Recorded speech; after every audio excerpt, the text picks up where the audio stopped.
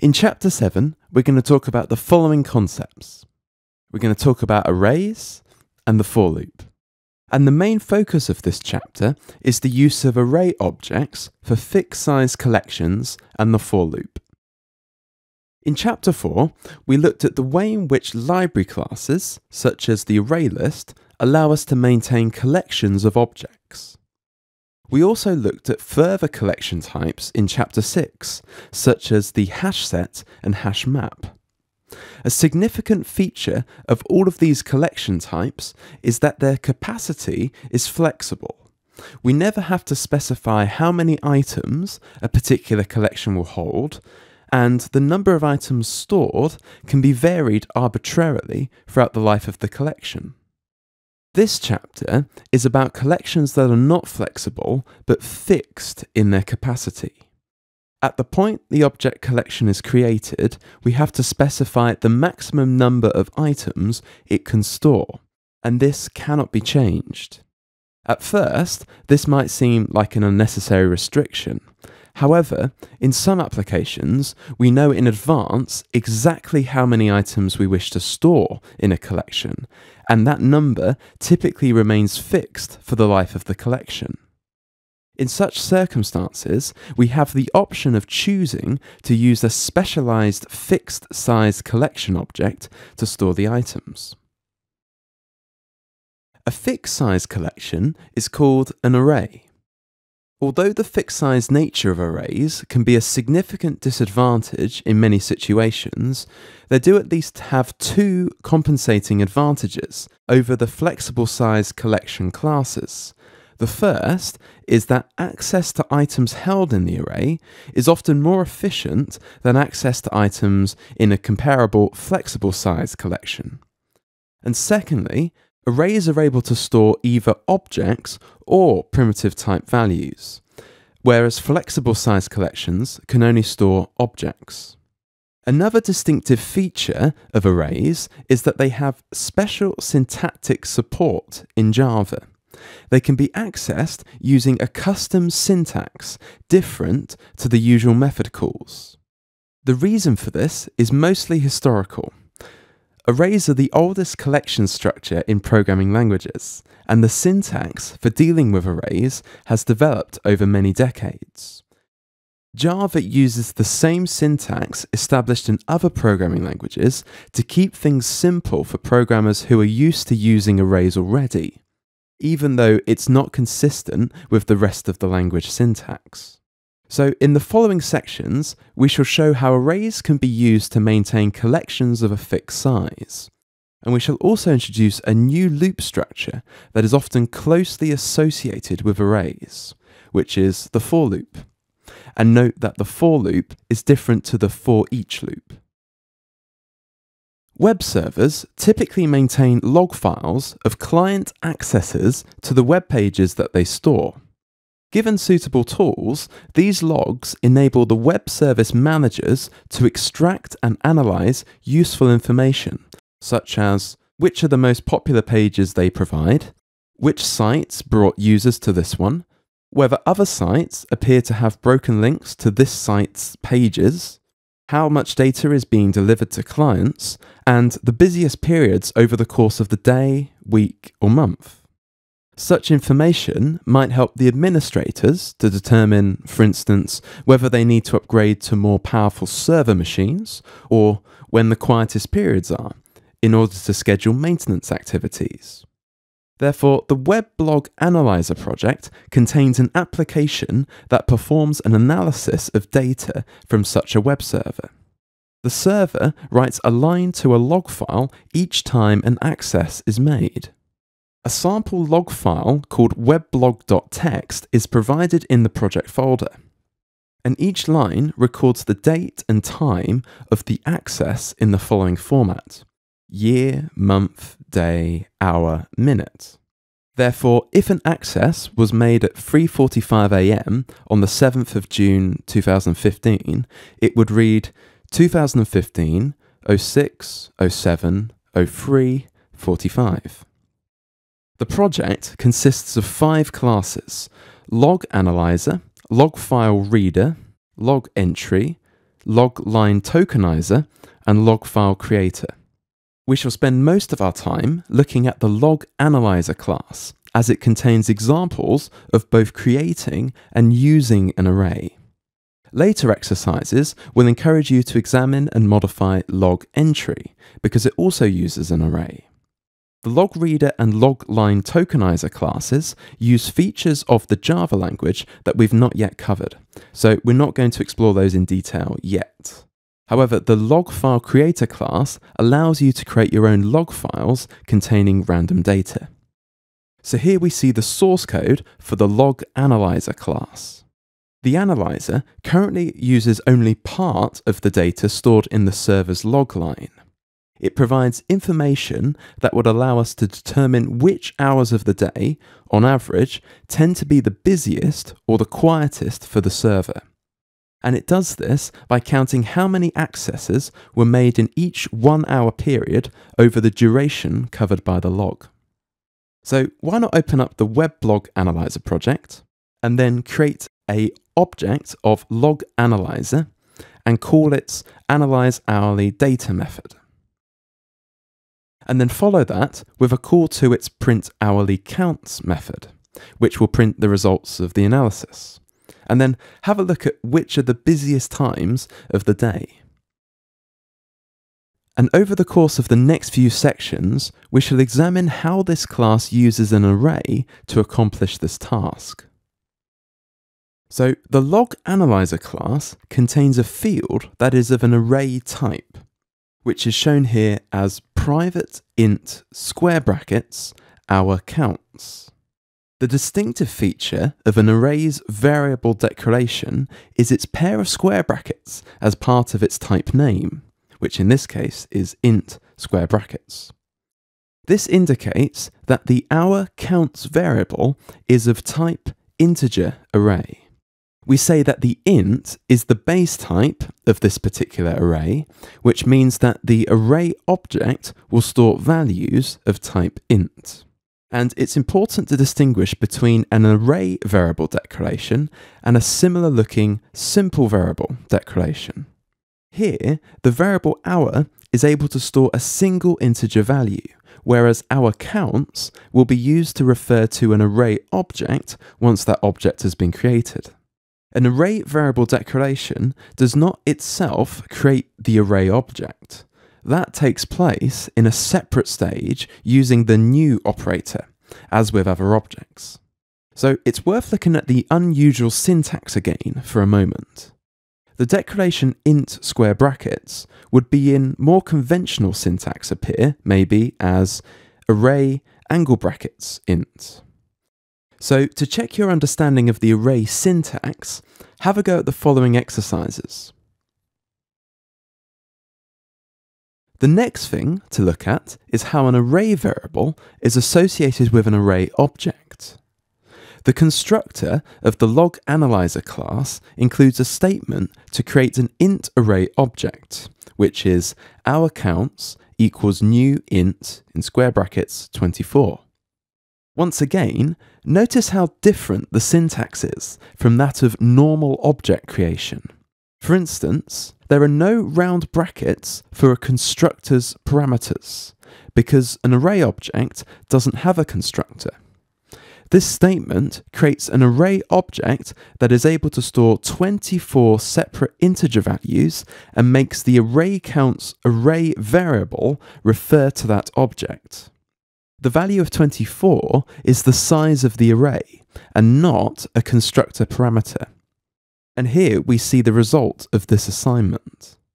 The general form of an array object constructor is new type and then in square brackets integer expression.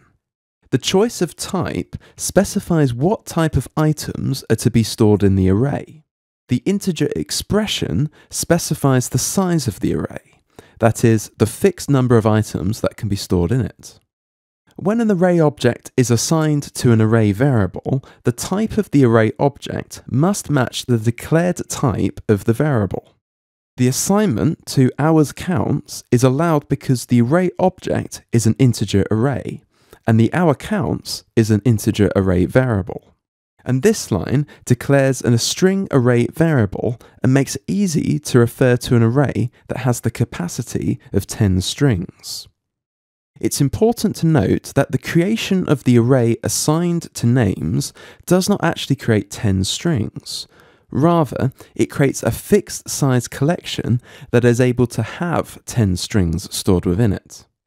Those strings will probably be created in another part of the class to which name belongs. And so immediately following its creation, an array object can be thought of as empty. If it's an array of objects, then the array will contain null values for all elements. However, if it's an int array, then all the elements will be set to 0. And in the next section, we shall look at the way in which these items are stored into and also retrieved from arrays. The individual elements of an array are accessed by indexing the array. An index is an integer expression written between the square brackets following the name of the array variable, as can be seen here. The valid values for an index expression depend upon the length of the array on which they're used.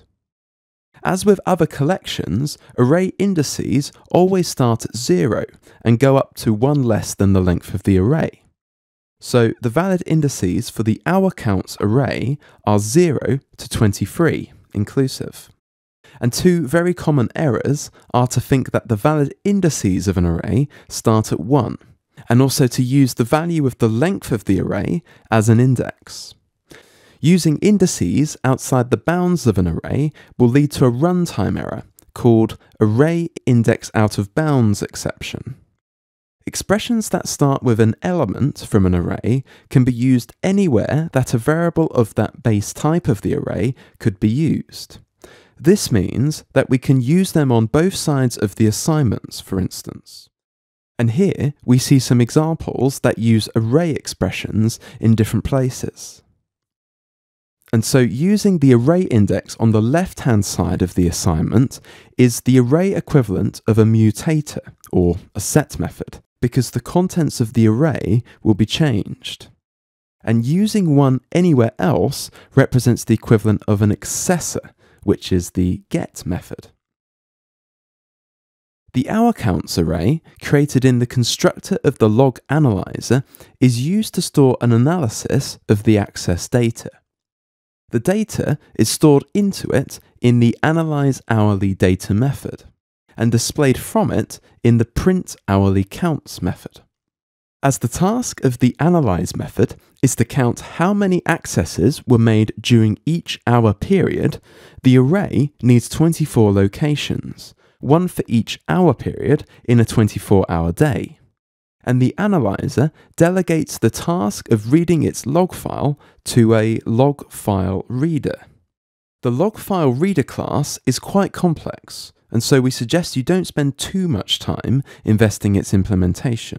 Its role is to handle the breaking up each log line into separate data values, but we can abstract from the implementation details by considering just the headers of two of its methods, which are public boolean hasNext and public log entry next. And these exactly match the methods that we've seen with the iterator type, and the log file reader can be used in exactly the same way, except we don't permit the remove method to be used. The hasNext method tells the analyzer whether there is at least one more entry in the log file, and the next method then returns a log entry object containing the values from the next log line. From each log entry, the analyze hourly data method of the analyzer obtains the value of the hour field, which is int hour equals entry.getHour. And we know that the value stored in the local variable hour will always be in the range of 0 to 23, which exactly matches the valid range of indices for the hour counts array. Each location in the array is used to represent an access count for the corresponding hour. So each time an hour value is read, we wish to update the count for that hour by 1. And we have written this as the following: hour counts, in square brackets, hour plus plus. And note here that it is the value stored within the array element that is being incremented and not the hour variable. The following alternatives are both equivalent, as we can use an array element in exactly the same way as we would use an ordinary variable, as we can see here. And by the end of the analyze hourly data method, we have the complete set of cumulative counts for each hour of the log period. And so in the next section, we will look at the print hourly counts method, as it introduces a new control structure that is well suited to iterating over an array. Java defines two variations of for loops, both of which are indicated by the keyword for in source code. In section 4.9, we introduce the first variant, the for each loop, as a convenient means to iterate over a flexible size collection. The second variant, the for loop, is an alternative iterative control structure that is particularly appropriate when we wish to execute a set of statements a fixed number of times, and when we need a variable inside a loop whose value changes by a fixed amount, typically increasing by 1 on each iteration. The for loop is well suited to situations requiring definite iteration. For instance, it's common to use a for loop when we wish to do something to every element in an array, such as printing the contents of each element. This fits the criteria as the number of times corresponds to the length of the array, and the variable is needed to provide an incrementing index into the array. A for loop has the following general form: for, and then in brackets, initialization, condition, and then post body action, and then within the loop, within the braces, statements to be repeated. The following concrete example is taken from the print hourly counts method of the log analyzer. The result of this will be that the value of each element in the array is printed, preceded by its corresponding hour number. And here's an example of what that will look like. So when we compare this for loop to the for each loop, we notice that the syntactic difference is in its section between the parentheses in the loop header. In this for loop, the parentheses contain 3 separate sections, separated by semicolons. From a programming language design point of view, it would have been nicer to use 2 different keywords for these 2 loops, maybe for and for each. But the reason that for is used for both of them is, again, a historical accident. Older versions of the Java language didn't contain the for each loop, and when it was finally introduced, Java designers didn't want to introduce a new keyword at this stage because that would cause problems with existing programs. So they decided to use the same keyword for both loops. And whilst this makes it slightly harder for us to distinguish between the loops, we will get used to recognizing them from their different header structures. And even though the for loop is often used for definite iteration, the fact that it's controlled by a general Boolean expression means that it's actually closer to the while loop than to the for each loop. And we can illustrate the way that a for loop executes by rewriting its general form as an equivalent while loop, as we can see here. So the alternative form for the body of the print hourly counts method would be this. And from this rewritten version, we can see that the post body action is not actually executed until after the statements in the loop's body, despite the action's position in the for loop's header. In addition, we can see that the initialization part is executed only once, which is immediately before the condition is tested for the first time. So in both versions, note the particular condition, which is hour less than hourcounts.length. And this illustrates 2 important points. The first is that all arrays contain a field length that contains the value of the fixed size of that array. The value of this field will always match the value of the integer expression used to create the array object. So in this case, the value of length will be 24. And secondly, the condition uses the less than operator to check the value of hour against the length of the array. So in this case, the loop will continue as long as the hour is less than 24. And in general, when we wish to access every element in the array, a for loop header will have the following general form, as we can see here. For, and then in brackets, int index equals 0, and then index less than array.length, and then index plus plus. And this is correct because we don't wish to use an index value that's equal to the array's length, because such an element will never exist. So here's a question. Could we also rewrite the for loop shown previously with a for each loop? The answer is almost. Here's an attempt. This code will compile and execute, and from this fragment, we can see that arrays can, in fact, be used in for each loops just like other collections. We have, however, one problem, which is we cannot easily print out the hour in front of the colon. And here we see that this code fragment simply omits printing the hour and instead just prints the colon and the value. This is because the for each loop doesn't provide access to a loop counter variable, which we need, in this case, to print the hour. So to fix this, we would need to define our own counter variable, similar to what we did in the while loop example.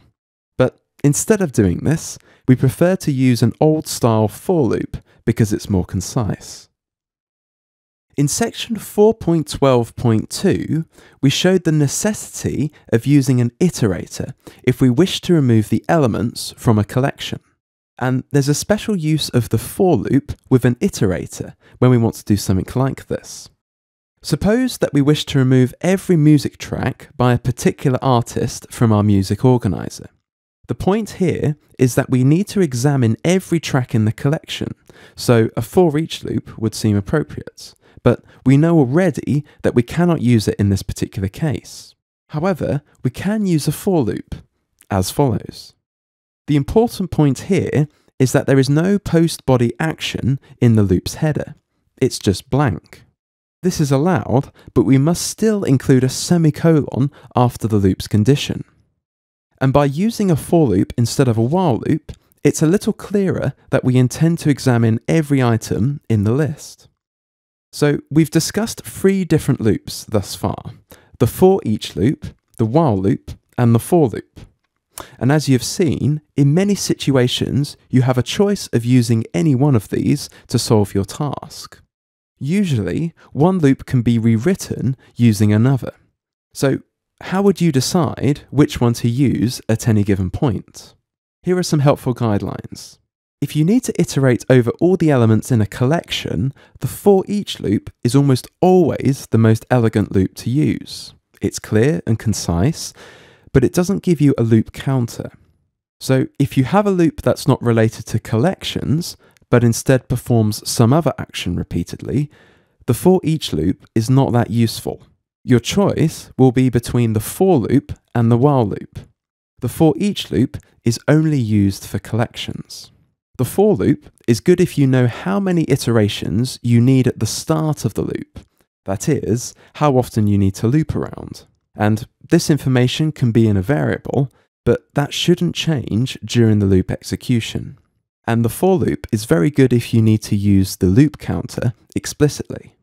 The while loop should be preferred if, at the start of the loop, you don't know how often you're going to need to loop. The end of the loop can be determined on the fly by some condition, for example, repeatedly read one line of the file until we reach the end of the file. And if you need to remove elements from the collection while looping, use a for loop with an iterator if you want to examine the whole collection, or a while loop if you might want to finish before reaching the end of the collection. So with this in mind, have a go at some of the following exercises to test your understanding of loops.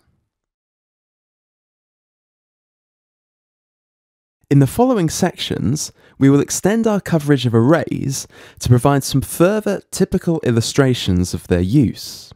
We will use 2 projects based on cellular automata. These are relatively simple computational structures that exhibit both interesting and intriguing patterns of behavior. We will start with some one-dimensional examples and then extend to 2 dimensions in order to explore the use of 2-dimensional arrays. A cellular automation consists of a grid of cells. Each cell maintains a simple state consisting of a limited range of values, often just the values 0 and 1. These values might be interpreted as meaning off or on, for instance, or dead and alive, although the meaning is actually arbitrary. While we could implement a cell as a class definition containing a single Boolean field plus an accessor and mutator, this would likely be overkill for this basic automation. And we'd prefer to represent the automation as an array of type int. And the choice of int over Boolean will make it simpler to calculate the changes to state values that are required by this particular application. At each step of the model, a new state is computed for each cell based on its previous state and the states of its neighbours. For one-dimensional automation, the neighbours are the 2 cells to its left and right. In other words, for the cell at index I, the neighbours are at indices I-1 and I+1. We will refer to the cell at index I as the centre cell. What makes the automator interesting is the widely differing effects that different rules to calculate new state based upon the 3 values have on the overall behaviour of the automation over the course of multiple steps. And here we see the first attempt at implementing an automation based upon these principles, which can be found in the project Automation version 1. The rule used to calculate a cell's new state is to add the state values of a cell's 2 neighbours to the cell's state value to produce a result, and then modulo 2 to force the new value to be either 0 or 1. And here we see the result of repeatedly applying this update rule to every cell, from a starting point at step 0 of a single cell with the value of 1, and then all others with a value of 0.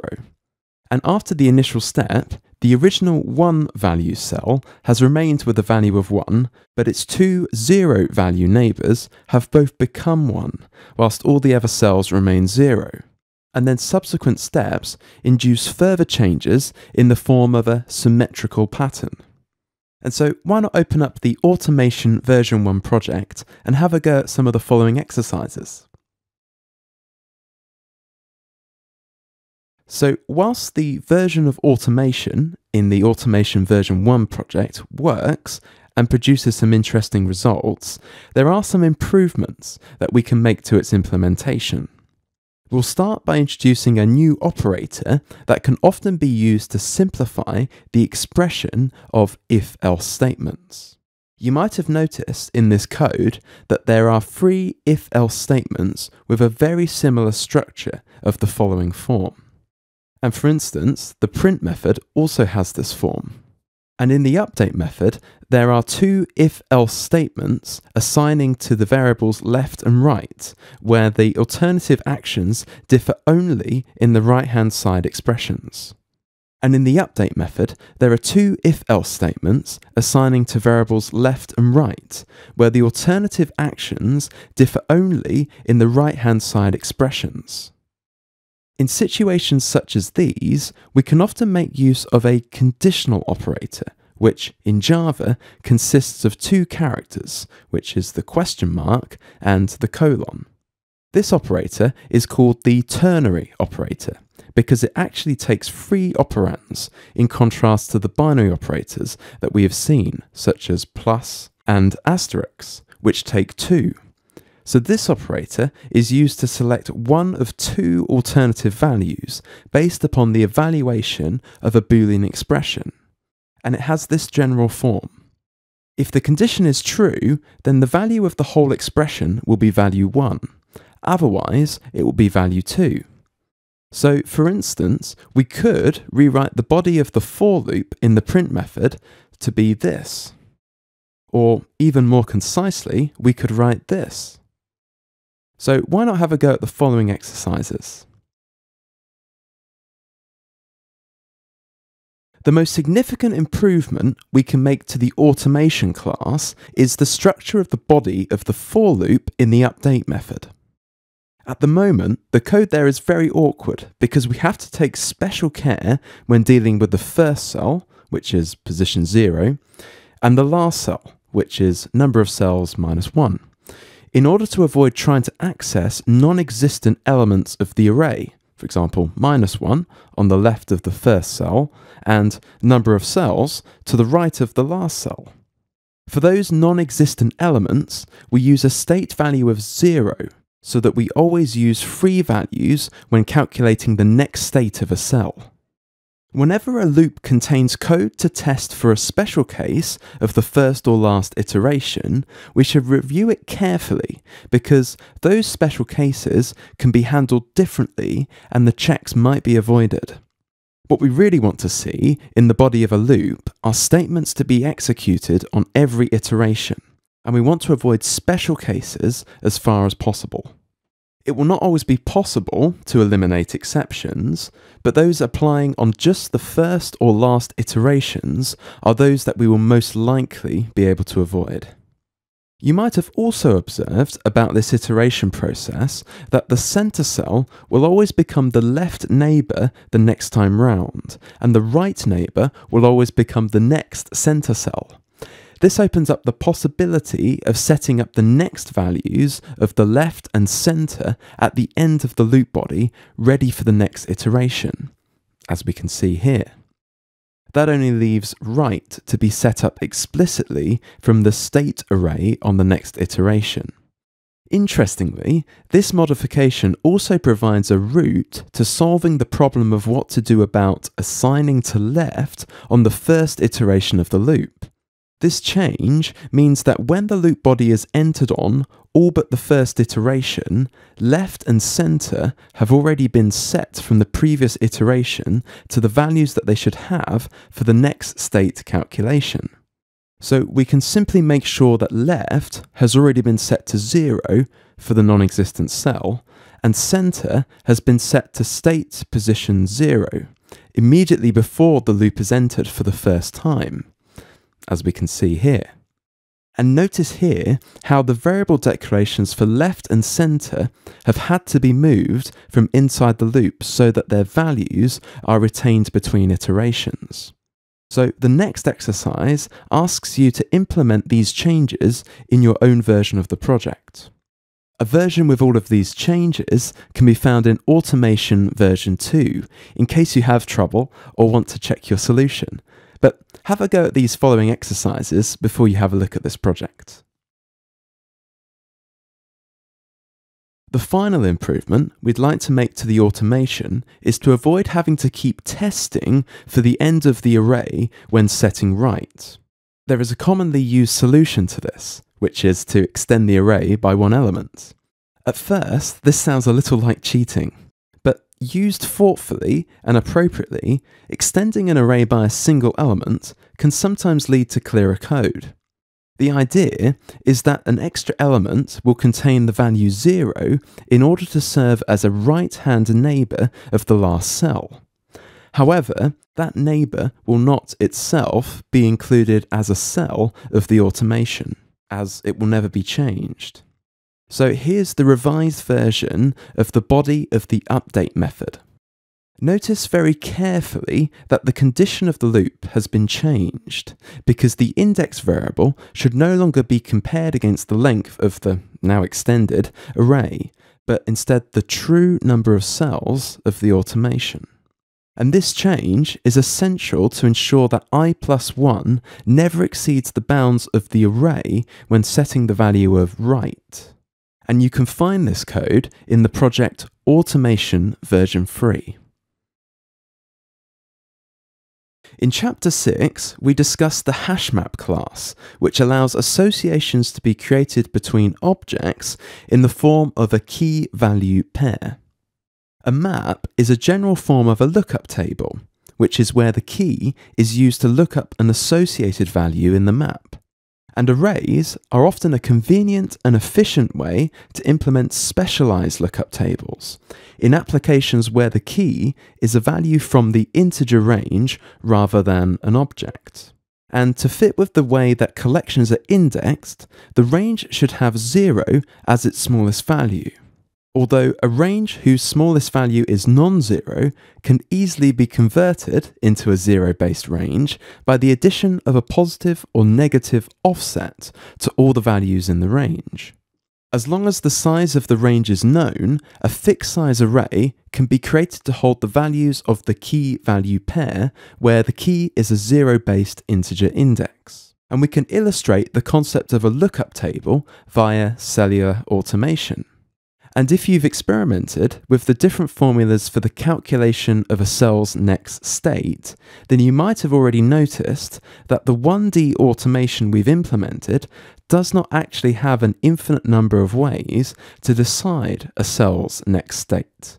The limitation is based upon the following two features. Firstly, there are only 8 possible different combinations of the left, center, and right values of 1 and 0. For example, 000, 001, 010, all the way up to 111. And secondly, for each of the 8 combinations, the outcome can only be one of 2 possibilities, which would be 0 or 1. So, taken together, these features mean that there are actually only 256, which is 2 to the power of 8, automator behaviors. In fact, the number of unique behaviors is considerably fewer than this, 88 in total. And this relatively modest number of possibilities makes it possible to implement determination of a cell's next state via a lookup table rather than an evaluation of a function. 2 things are needed. First, we need a way to turn a left, center, and right triplet into a number in the range between 0 and 7. These values will be used as an index key of the lookup table. And secondly, we need an 8-element integer array storing the next state values for the 8 triplet combinations. And this will be the table. So the following expression illustrates how we can turn the triplet into an integer index in the range of 0 to 7. And here, a state table can be set up as follows. And this illustrates the use of an array initializer, which is the list of values to be stored in a newly created array enclosed in curly braces. Notice that the size of the array being created doesn't need to be specified in the square brackets, because the compiler is able to count how many items there are in the initializer, and that will make the array object exactly that size. And notice too the trailing comma after the final value in the initializer. The trailing comma is optional, but the implementation of this version can be found in Automation version 4. And why not have a go at some of these exercises? And for further reading, look up Wolfram codes, which is a numerical system for defining the behavior of each type of automation proposed by Stephen Wolfram, published in a study in 1983. In 1983, Stephen Wolfram published a study of all the possible 256 elementary cellular automata. He proposed a numerical system for defining the behavior of each type of automation, and the code assigned to each is known as the Wolfram code. Given the numerical code, it's very easy to work out the applicable rule for state changes, given the value of a cell and its 2 neighbours, because the code itself encodes the rules. And see exercise 7.36 for how this works in practice. Or do a web search for elementary cellular automata. So this section is the advanced section of the book. We're going to discuss 2-dimensional arrays, a specialized but useful data structure. If you're interested in the automation project discussed previously, you may enjoy this richer variant. Arrays of more than one dimension are simply an extension of the one-dimensional concept. For instance, a 2-dimensional array is a 1D array of 1D arrays. It's conventional to consider the first dimension of a 2D array as representing the rows of a grid, and the second dimension as representing the columns. And although we won't explore this particular feature any further, the fact that there are arrays of arrays means that two-dimensional arrays do not have to be rectangular, in that each row may have a different number of elements in it. But in this section, we're going to limit our discussion of multi-dimensional arrays to 2 dimensions, because additional dimensions simply follow the same conventions. There are many ways in which we could extend the sort of rules we saw with the one-dimensional automator into 2 dimensions. Probably the most famous example of a 2D automaton is Conway's Game of Life, where cell states are also binary, i.e. either 1 or 0. However, we will implement a slightly more sophisticated cellular automaton, which is known as Brian's Brain, because it was devised by Brian Silverman. This time, we will use a class to represent the cells because the behaviors and interactions will be significantly more complex than those of the elementary automator that we looked at in the previous section. So why not open up the Brain project and create an object of the environment class, and then use the GUI controls to create a random initial setup for the automaton. Cells in Brian's brain are always one of 3 possible states, which are described as alive, dying, or dead, shown in our project using different colours. However, we should make clear that these are simply convenient labels and have no objective meaning. We're going to use the arbitrary values of 0, 1, and 2 to represent these states, although unlike 1D automaton, we will not compute any expressions using these values, where a cell state was calculated on the basis of its own state and the states of its neighbours. However, for a 2D automaton, the neighbourhood usually consists of the cell's 8 immediately adjacent neighbours, and this is known as the more neighbourhood. And the rules for updating a cell state are as follows. First, a cell that is alive changes its state to dying, but a cell that is dying changes its state to dead. And finally, a cell that is dead changes its state to alive if exactly 2 of its neighbours are alive. Otherwise, it remains dead. And here we see the cell class that implements these concepts. Each cell maintains a record of its neighbours in an array. The array is set up following a call to the setNeighbours method, and the method receives a list of cells and then copies the list into the array object via the lists_toArray method.